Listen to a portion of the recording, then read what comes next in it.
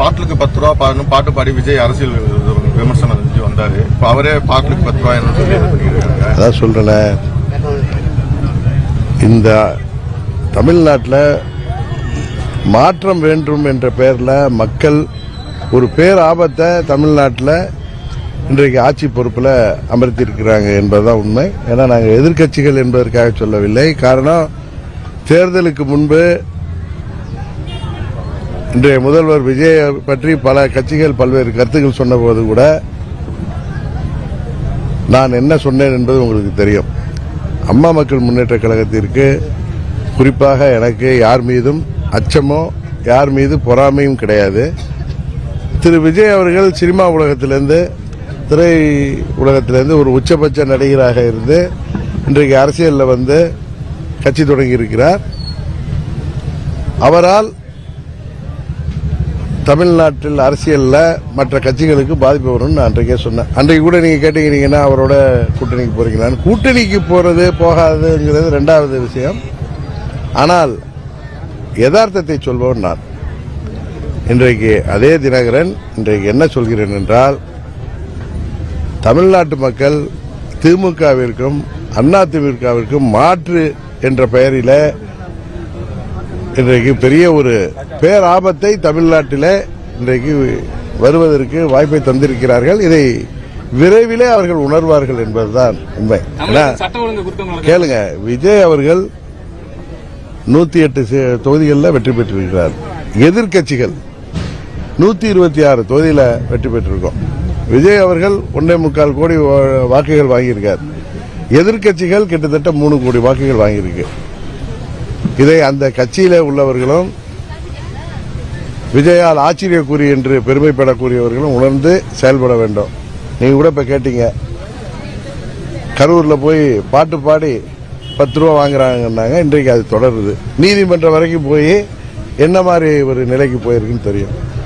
அதுபோல விஜய் கட்சியை சேர்ந்தவர்களும் அவருக்கு ஆதரவானவர்கள் சொல்றாங்க, இப்பொழுதுதானே ஆட்சிக்கு வந்திருக்காங்க, நிர்வாக பயிற்சி எல்லாம் புதியவர்கள் வேற, ஒரு புதிய ஆட்சி வர்றப்ப அவர்களுக்கு 6 மாதம் அவகாசம் கொடுக்க வேண்டுமே, அதை விட்டுவிட்டு எதிர்க்கட்சிகள் எல்லாம் குற்றச்சாட்டு சொல்கிறீர்களே என்று கேட்கிறார்கள். உண்மையில நாங்கள் 6 மாதம் அவகாசம் நிர்வாக பயிற்சியாக எடுத்துக்கொள்வதில் எந்த தவறும் இல்லை. தேர்தல் வாக்குறுதிகளில் அவங்க சொன்னதையெல்லாம் உடனே நிறைவேற்ற சொல்லி தமிழ்நாட்டு மக்களும் கேட்கல, விவசாயிகளும் கேட்கல, எதிர்க்கட்சிகளும் ஆட்சிக்கு வந்து ஒரு வாரத்தில் நீங்க உங்களுடைய தேர்தல் வாக்குறுதிகளை நிறைவேற்றவில்லை என்று யாரும் கேட்கல. அவர் தான் முதல் கையெழுத்தா 500 யூனிட் மின்சாரம் 500 யூனிட் மின்சாரம் வரை பயன்படுத்துபவர்களுக்கு 200 யூனிட் இலவசம் என்று அவர் தான் வந்து அறிவித்தார்.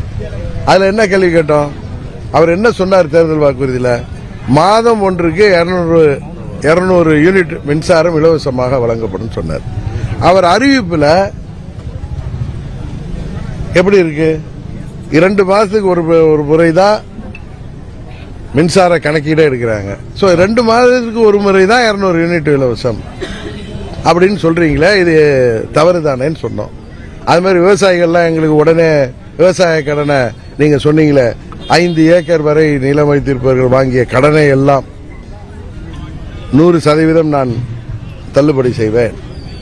5 ஏக்கருக்கு மேல் உள்ளவர்களுக்கு 50% அவர்கள் வாங்கிய கடன்ல தள்ளுபடி செய்வேன் சொன்னது திரு விஜய் அவர்கள். அதுல வேற சொன்னார், நாங்க மற்றவங்க மாதிரி கிடையாது, சொன்னதை செய்வோம், நான் பொய் சொல்ல மாட்டேன்னு சொல்லிட்டு சொன்னாரு. அதை யாராவது எதிர்க்கட்சிகளோ இல்ல விவசாயிகளோ உடனே அதை நீங்க ஆட்சிக்கு வந்த உடனே விவசாய கடன் எல்லாம் தள்ளுபடி சொல்லுன்னு கேட்டாங்களா? அவராதான் நாங்க விவசாயிகளுக்கு வாங்கிய கடன்ல, அதாவது 50,000 வரை வாங்கியவர்களுக்கு முழுதா நாங்க கடன் தள்ளுபடி பண்றோம் ஏதோ சொன்னாங்க. இது ஏமாற்று வேலை என்று விவசாயிகள் தமிழ்நாடு முழுவதும் போராடியது உங்களுக்கு தெரியும். குறிப்பா டெல்டா மாவட்ட விவசாயிகள் இன்று வரை அதற்காக அவர்கள் தமிழ்நாடு அரசை வன்மையாக கண்டித்து உங்கள்கிட்ட நாங்கள் இது மாதிரி கேட்டோமான்னு கேட்கிறாங்க. அவர் சொன்னது 5 ஏக்கர் வரை நிலம் வைத்திருப்பவர்கள் வாங்கிய கூட்டுறவு சங்கங்களில் வாங்கிய கடனை எல்லாம் முழுமையாக தள்ளுபடி செய்வோம். அது மாதிரி செய்யறாரா? 5 ஏக்கருக்கு மேல உள்ள நிலங்கள் வைத்திருப்பவர்கள் வாங்கிய கடனை எல்லாம் 50% முழுமை நாங்கள் தள்ளுபடி செய்வோம்னு சொன்னார்.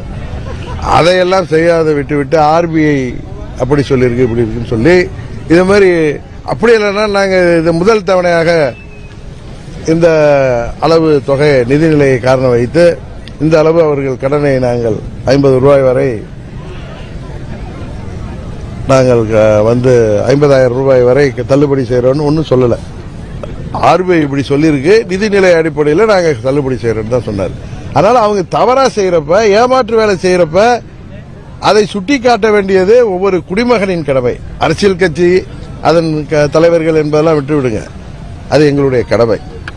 விவசாயிகள் அவர்களுக்கு சொன்னதை நீங்க ஒன்னும் உடனே வந்த உடனே எங்க கடனை தள்ளுபடி செய்யுங்கன்னு அவங்க கேட்கல. நீங்களா மக்களை ஏமாற்று விதமாக செய்யறப்ப இது பித்தலாட்ட வேலைன்னு சொல்றதுல என்ன தப்பு இருக்கு? விவசாயிகள் சொல்றதை நாங்க சொல்றோம்.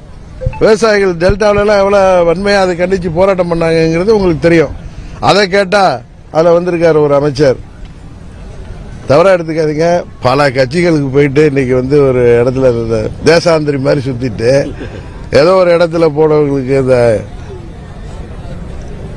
குருட்டாதிசை அடிச்ச மாதிரி பதவி கிடைச்சவங்க என்ன பேசுறதுன்னு தெரியாம, யார பேசுறதுன்னு தெரியாம ஏதோ பேசுறாங்க.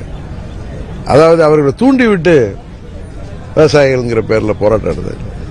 டெல்டா விவசாயிகள் சங்கம் எவ்வளவு பெரிய சங்கம், அதுல எவ்வளவு பேர் இருக்காங்க, அதுல தலைவர்கள் யாரு, அவர்களுடைய பாரம்பரியம் என்ன, அவர்கள் எந்த மாதிரி கம்யூனிஸ்ட் இயக்கத்திலிருந்து வந்தவர்கள், அவர்களை யார் தூண்டிடணும்?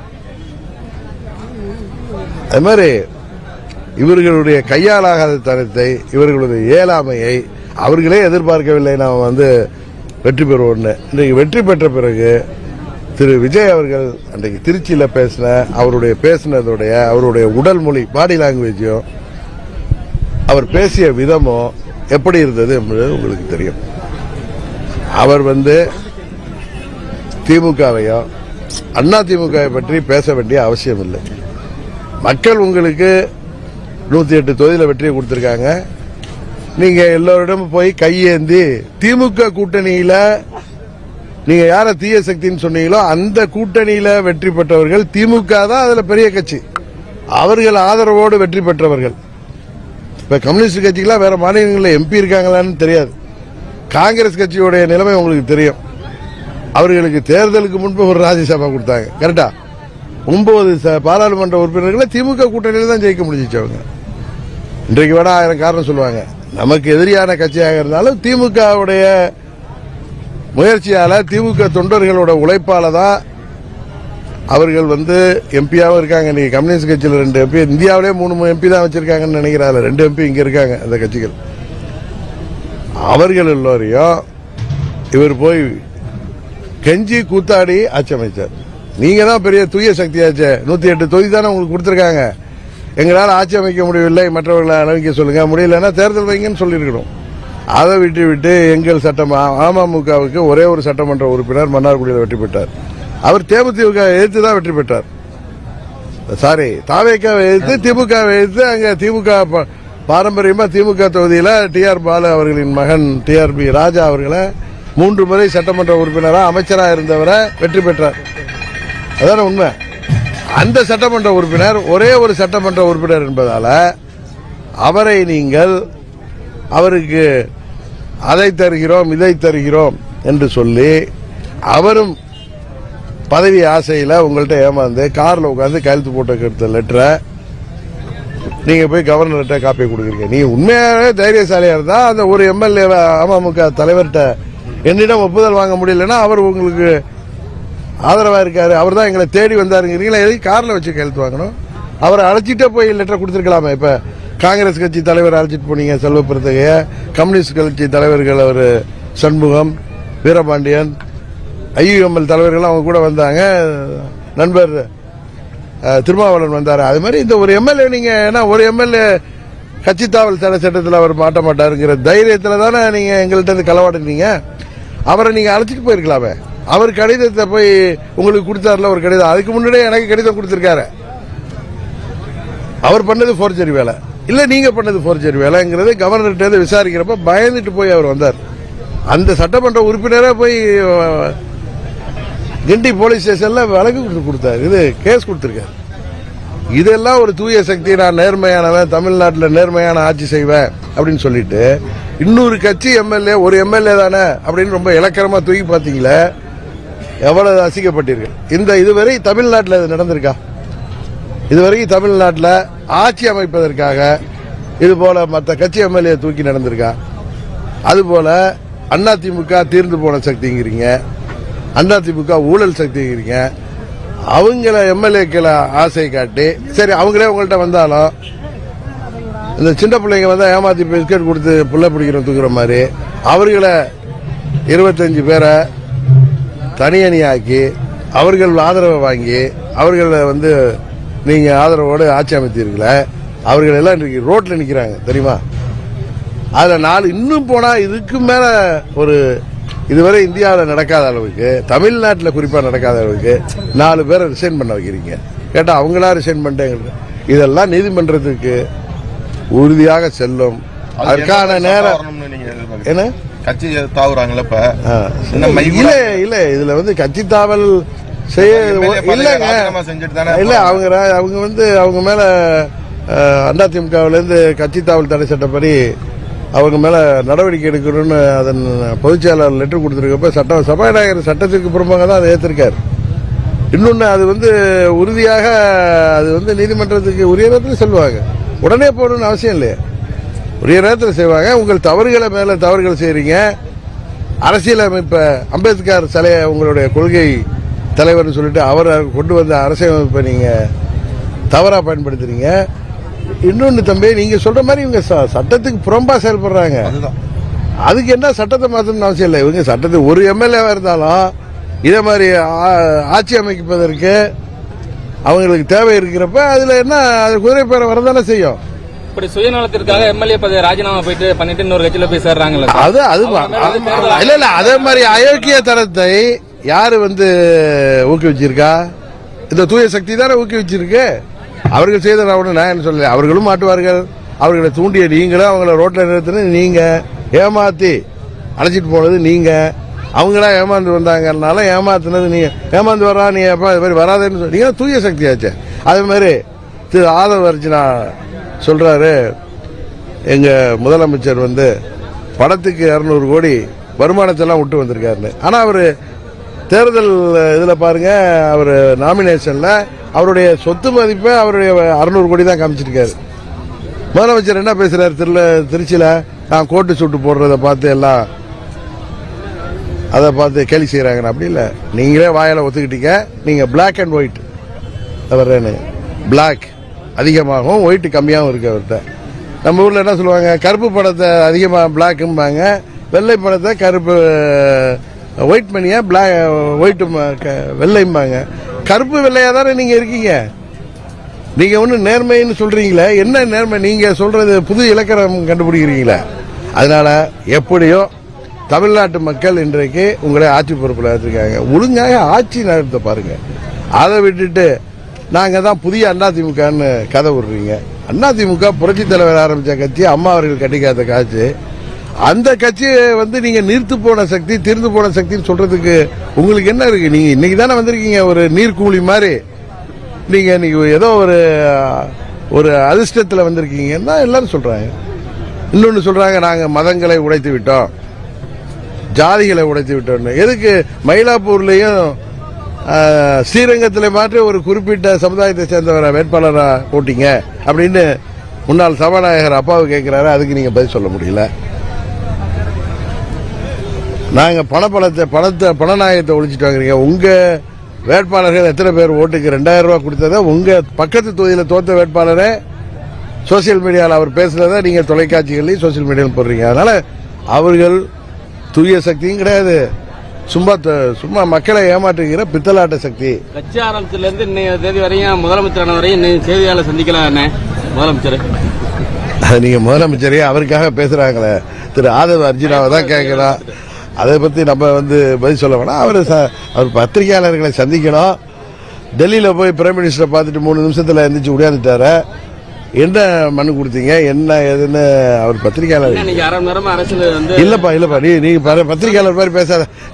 இவர் நிறைய பத்திரிகையாளர் நினைச்சிட்டு கரூர் சம்பவத்துக்கு பிறகு பிஜேபி எதிர்த்து பேசுறது ஒரு மேலையில கூட விஜய்ட்ட நம்ம பார்க்க முடியல. அதே போல வந்து பிஜேபி போட்டிக்கிட்ட எந்த ஒரு தொகுதியிலுமே அவர் பிரச்சாரத்துக்கு போகல. இது எல்லாமே வந்து பிஜேபிக்கு பயந்துட்டாருங்கிற மாதிரி மற்ற அரசியல் கட்சிகள் பேசுறாங்களே, இது குறித்து உங்களுக்கு கருத்து என்ன சார்? எல்லோர் சாயமும் வெளுத்துவிடும். தமிழ்நாட்டு மக்கள் ஒரு மாற்றம் வேண்டும் என்று நாம் செய்தது பெரிய வரலாற்று பிழை என்பதை உணரப்போகிற காலம் வெகு தூரத்தில் இல்லை. ஆட்சி அதிகாரங்கிறது ஒன்றும் சாதாரணமான விஷயம் இல்லை. தமிழ்நாடு இன்றைக்கு இருக்கிற நிலை, உலக மற்ற நாடுகள் இருக்கிற நிலை, தமிழ்நாட்டின் பொருளாதாரம், இந்தியாவின் பொருளாதாரம், எங்கேயோ போர் நடந்தாலும் இந்த தமிழ்நாட்டில் பட்டி தொட்டு கந்தர்வக்கோட்டைக்கு பக்கத்தில் உள்ள கிராமம் வரைக்கும் பாதிக்கிற அளவுக்கு விலைவாசி உயர்வு. அதனால இதையெல்லாம்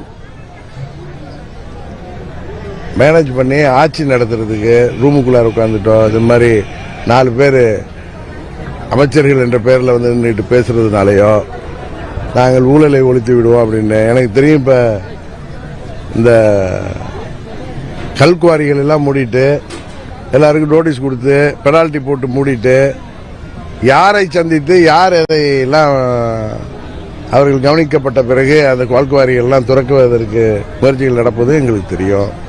அதே மாதிரி இவர்கள் ஆட்சியில் கடந்த ஆட்சிகளை எல்லாம் தாண்டி இது ஒரு தவறான பாதையில் போயிட்டு இருக்குங்கிறத மக்கள் விரைவில் உணர்வார்கள். அது முதல்வர் விஜய் அவர்களோட வார்த்தையில சொல்லணும், அந்த ஆச்சரிய குறிகள் இதையெல்லாம் தெரியாம எல்லாரையும் சேட்டை வாரி வீசுவதனாலயோ, நீங்க முன்ன ரீல்ஸ் போட்டு முன்ன சினிமா படம் மாதிரி எடுத்தீங்க, இப்ப நீங்க தான் எல்லாத்தையும் இப்ப படம் ஓட்ட முடியாது. இப்ப வந்து இது யதார்த்தம், ரியாலிட்டிக்கு வந்துட்டீங்க. நடவடிக்கை எடுங்க. தமிழ்நாட்டு மக்களுக்கு உங்களுக்கு வாய்ப்பை கொடுத்திருக்காங்க. கம்யூனிஸ்ட் கட்சிகள் உங்களுக்கு வெளியிலேருந்து ஆதரவு கொடுக்கிற ஏதோ ஜனாதிபதி ஆட்சி வந்துடக்கூடாதுன்னு. அதே மாதிரி திருமாவளவன் அவர்கள் அவர் அதில் அமைச்சராக பங்கேற்றிருக்காரு. காங்கிரஸ் பற்றி தான் தெரியும் உங்களுக்கு. இவர்கள்லாம் கம்யூனிஸ்டுகளும் திருமாவளவன் அவர்களும் தாங்கள் இந்த ஆட்சிக்கு ஆதரவு கொடுத்தது தவறு என்பதை உணர்கின்ற காலம் விரைவில் வரும். தமிழ்நாட்டில் சட்டம் ஒழுங்கு எப்படி சார் அன்றாடம் நடக்கக்கூடிய பாலியல் அதாவது ஒவ்வொரு முறை ஆட்சி மாறும் பொழுதும் இந்த ஆன்டி சோசியல் எலிமெண்ட், சமூக விரோதிகள், இதே மாதிரி நம்பர் 2 தொழில் செய்யறவங்க எல்லாம் கொஞ்ச நாள் அமைதியா இருப்பாங்க. ஏன்னா புதிய ஆட்சியில எப்படி நடவடிக்கை இருக்குன்னு பார்த்து தான் அவங்க வாழ. அம்மா மாதிரி ஆட்சினா வாழை சுட்டிட்டு வேற ஸ்டேட்டுக்கு ஓடிடுவாங்க, இல்ல தமிழ்நாடு அமைதியாயிரும். வேற சில ஆட்சிகள்ல ஏதோ சரி பண்ணி திரும்பவும் சட்ட ஒழுங்குல அந்த ஆன்டி சோசியல் எலிமெண்ட் அவங்க வேலைகளை பார்ப்பாங்க. ஆனா இந்த ஆட்சி வந்த பிறகு அவர்களுக்கு எந்த பயமும் இல்லை. கடந்த ஆட்சி காலத்தில் என்னென்னலாம் குறை சொல்லப்பட்டதோ அதை விட அதிகமாக இன்றைக்கு போதை மருந்து புழக்கம், வியாபாரம், அதிகமாக பெண்களுக்கு பாதுகாப்பின்மை, அதிகமாக வன்கொடுமை, கொலைகள், திருட்டு, கொலைகள் எல்லாமே அதை விட அதிகமாக இன்னும் வேகமாக நடக்குது. இதை தடுப்பதற்கு வழியை பாருங்க. சட்டம் ஒழுங்கு என்பது இதுக்கெல்லாம் நான் சொல்ல வந்தேன். சட்டம் ஒழுங்கு என்பது இதுக்கெல்லாம் கால அவகாசம் கொடுக்கிறது அடிப்படை. இதுல வந்து நீங்க எமர்ஜென்சி சர்வீஸ் இதெல்லாம் இதுல வந்து நீங்க ஆட்சிக்கு வந்ததுல இருந்து காவல்துறை இருக்காங்கல்ல, அவர்களை வைத்து இதெல்லாம் சரி செய்யணும். இதில் உங்களை கண்டு சமூக விரோதிகள் பயப்படணும். அதை விட்டு நீங்க ஆட்சியை காப்பாத்திக்கிறதுக்கு இந்த பித்தலாட்ட வேலைகளும் எதிர்கட்சிகளை தீர்த்த சக்தி தூந்து போட சக்தின்னு பேசி டயலாக் பேசுறதுக்காக உங்களை மக்கள் அனுமதிக்கல. ஆட்சி பொறுப்புக்கு வந்தீங்க, இன்னும் தேர்தல் நேரத்தில் பேசுற மாதிரியே கத்தி பேசி டயலாக் விடுறதுனாலையும் ஒன்றும் நடக்க போறதில்லை. ஒழுங்காக ஆட்சியை கொடுங்கள் என்பதுதான் தமிழ்நாட்டு மக்களின் சார்பாக மக்களில் ஒருவனாக நானும் சொல்றது. இதை புரிந்து கொள்ளாமல் நீங்கள் உங்களை பார்த்து ஆட்சி நடத்த விடமாட்டேன்னு சொல்றது தவறு. நீங்க வந்து இந்த சட்டம் ஒழுங்க சரி பண்ணுங்க, பெண்கள் பாதுகாப்பை இப்போலேருந்து சரி பண்ணுங்க. குழந்தைகள் முதல் முதியவர் வரை, இன்னைக்கு வயது முதிர்ந்த பெண்கள் வரை இன்றைக்கு பாதுகாப்பற்ற சூழ்நிலையில் இருக்காங்க. வன்கொடுமைகள் அதிகமாயிட்டு, கொலைகள் அதிகமாயிட்டு, அதெல்லாம் கட்டுப்படுத்துகள் தான் நாங்கள் கேட்கிறோம்.